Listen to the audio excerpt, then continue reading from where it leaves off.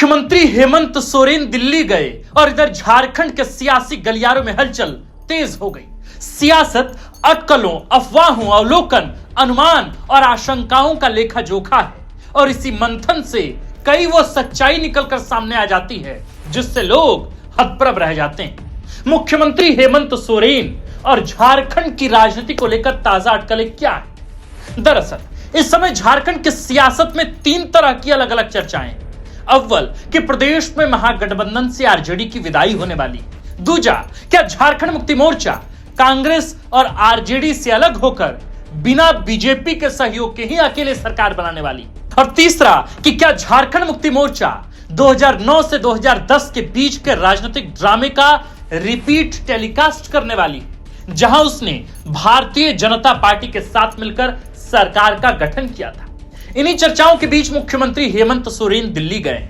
वह भारतीय संघ के अंतर्गत एक राज्य के मुखिया हैं और उनका दिल्ली जाना इतना अप्रत्याशित भी नहीं हो सकता है। लेकिन जैसा कि हमने शुरुआत में ही कहा कि सियासत से अटकलें, अफवाह, अवलोकन, अनुमान और आशंकाओं को अलग नहीं किया जा सकता। दरअसल इन्हीं से सियासत की नई संभावनाएं जन्म लेती है जिससे प्रदेश का इतिहास बनता है। तो पहला सवाल कि क्या झारखंड में महागठबंधन से आरजेडी की छुट्टी होने वाली?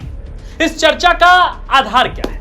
दरअसल बिहार विधानसभा चुनाव में झारखंड मुक्ति मोर्चा को टिकट नहीं मिला, तब जबकि मुख्यमंत्री हेमंत सोरेन ने चुनाव पूर्व व्यक्तिगत रूप से लालू प्रसाद यादव और तेजस्वी यादव से मुलाकात की। मंत्री सुदेव कुमार सोनू और पार्टी के महासचिव विनोद कुमार भी टिकट पाने की कवायद में पटना गए थे। टिकट नहीं मिलने से झामुमो नाराज है और सुदेव कुमार सोनू और सुप्रियो भट्टाचार्य समेत कई नेताओं ने स्पष्ट कहा था कि झारखंड में महागठबंधन की समीक्षा होगी। बिहार चुनाव के परिणाम आ गए, तब भी सुप्रियो भट्टाचार्य ने यही बात दोहराई। इसी चर्चा को और तेजी तब मिली है जब बिहार में तेजस्वी यादव ने कांग्रेस से अलग होने का फैसला किया है।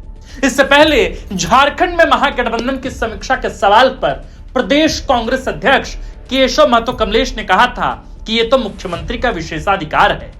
आरजेडी ने तो झारखंड में हमारे साथ भी बढ़िया नहीं किया। ऐसे में क्या यह संभव है कि आरजेडी को महागठबंधन से बाहर करके कैबिनेट में संजय प्रसाद यादव का मंत्री पद छीन लिया जाए? इसका सीएम के दिल्ली जाने से संबंध कुछ इस प्रकार जोड़ा जा रहा है कि बिहार की ताजा राजनीतिक परिस्थितियों में आरजेडी को लेकर कई फैसला करने से पहले हेमंत सोरेन कांग्रेस के शीर्ष नेतृत्व से राय मशवरा कर लेना चाहते हैं। हालांकि कई सियासी जानकार इससे इत्तेफाक नहीं रखते। उनका कहना है कि यदि आरजेडी को महागठबंधन से बाहर करना है तो झामुमो को कांग्रेस से राय मशवरे की जरूरत नहीं।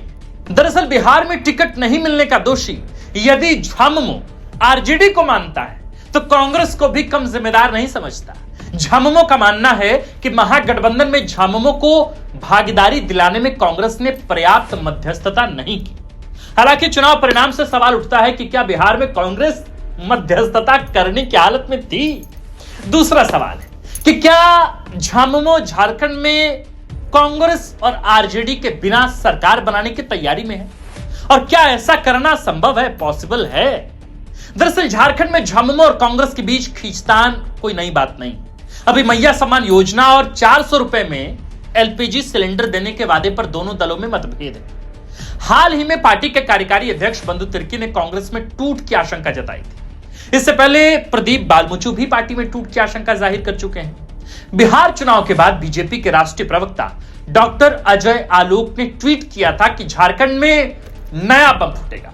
हेमंत जीवंत हैं, इसे भी कांग्रेस पार्टी में टूट की संभावना के तौर पर देखा गया। तो क्या ऐसा संभव है कि कांग्रेस के विधायक टूटकर झारखंड मुक्ति मोर्चा में चले जाएं और झामुमो की सरकार बने? झामुमो के पास 34 विधायक है और बहुमत का आंकड़ा 42 का है, यानी 42। माने झामुमो को 8 विधायक चाहिए।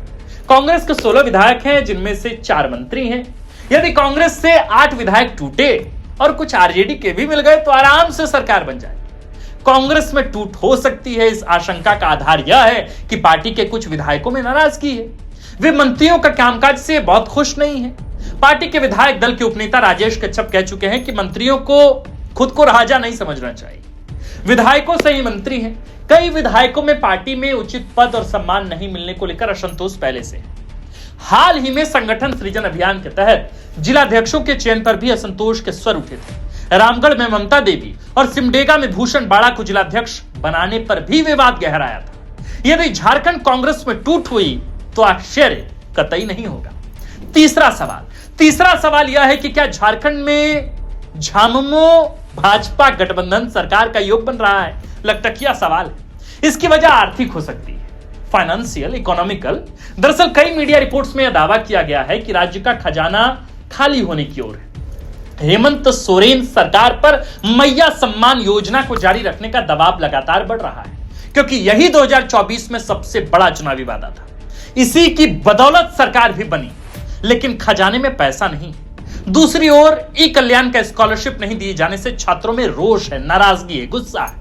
इधर कांग्रेस भी 400 रुपए में एलपीजी सिलेंडर देने का अपना चुनावी वादा पूरा करने का लगातार दबाव सरकार पर बना रही है। कई रिपोर्ट्स ऐसी हैं जहां दावा किया जा रहा है कि विधायकों को उनके विकास कार्यों का फंड आवंटित नहीं किया जा सका और परियोजनाएं शिलान्यास के बाद लंबित है। इससे विधायकों की छवि को धक्का लग रहा है। ऐसी स्थिति में मजबूरन हेमंत सोरेन को बीजेपी के साथ गठबंधन को विवश होना पड़ रहा है ताकि राज्य की आर्थिक हालत सुधारी जा सके। तो क्या यह संभव है कि जो हेमंत सोरेन चुनाव आयोग की कथित चिट्ठी आने पर विधायकी जाने की आशंका के बावजूद बीजेपी के सामने नहीं झुके, कथित जमीन घोटाला केस में जेल जाना मंजूर किया पर समझौता करना स्वीकार नहीं किया, जिस बीजेपी को लोकसभा और विधानसभा चुनाव में ऐतिहासिक शिकस्त देकर हेमंत सोरेन ने इतना बड़ा राजनीतिक कद हासिल किया, अब उन्हीं से हाथ मिला लेंगे? क्या राज्य के आर्थिक हालात सीएम हेमंत को ऐसा करने पर मजबूर कर देंगे? सियासत संभावनाओं का खेल, राजनीति अप्रत्याशित भी है। यहां कोई अस्थायी दोस्त या दुश्मन नहीं होता।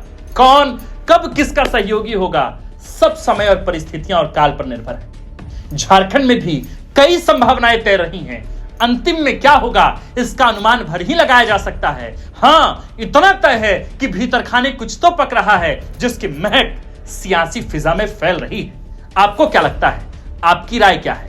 आप हमें कमेंट पे लिख भेजिए। बाकी आप देख रहे थे द फोर्थ पिलर। हमारा नाम आकाश आनंद है, कैमरे के पीछे है विक्की और इस खबर, कंटेंट रिसर्च और स्क्रिप्ट को लिखा है हमारे बड़े भाई और कंटेंट हेड सूरज ठाकुर ने। जाने से पहले आपसे एक छोटा सा निवेदन ये कि इस वीडियो को जरा हर मोबाइल स्क्रीन तक पहुंचाइए ताकि हमें लोगों के मतों को जानने का आधार मिल पाए, ताकि हम ये जान सकें, समझ सकें कि आखिर जनता के बीच क्या कुछ चल रहा है। क्या वाकई वे इस बात को स्वीकार कर चुके हैं कि वे यानी कि हेमंत सोरेन बीजेपी के साथ जा सकते हैं, या क्या जनता यह सोच रही है कि मुख्यमंत्री हेमंत सोरेन आरजेडी को हटाकर सिर्फ कांग्रेस के साथ ही अपनी सरकार चलाएंगे, या जनता यह सोच रही है कि मुख्यमंत्री हेमंत सोरेन कांग्रेस और राजद से विधायक लाकर खुद प्रचंड जनादेश के साथ सरकार अगले 4 सालों तक चलाएंगे? जनता क्या सोचती है, इसका जवाब भी हमें चाहिए। इसलिए हम चाहते हैं कि आप सभी दर्शक इस वीडियो को अन्य सभी दर्शकों से साझा कीजिए इस वीडियो को। और अगर आप पहली बार द फोर्थ पिलर देख रहे हैं तो YouTube पे देख रहे हो तो सब्सक्राइब कीजिए, फेसबुक पर देख रहे हो तो ये पन्ना गुरु आपका है, फेसबुक के पन्ने को फॉलो कीजिए, और इंस्टाग्राम पर देख रहे हैं तो गुरु फॉलो का एक बटन होता है, बस उसे दबा दीजिए। आप देखते रहिए फोर्थ पिलर। हमारा नाम आकाश आनंद है। शुक्रिया।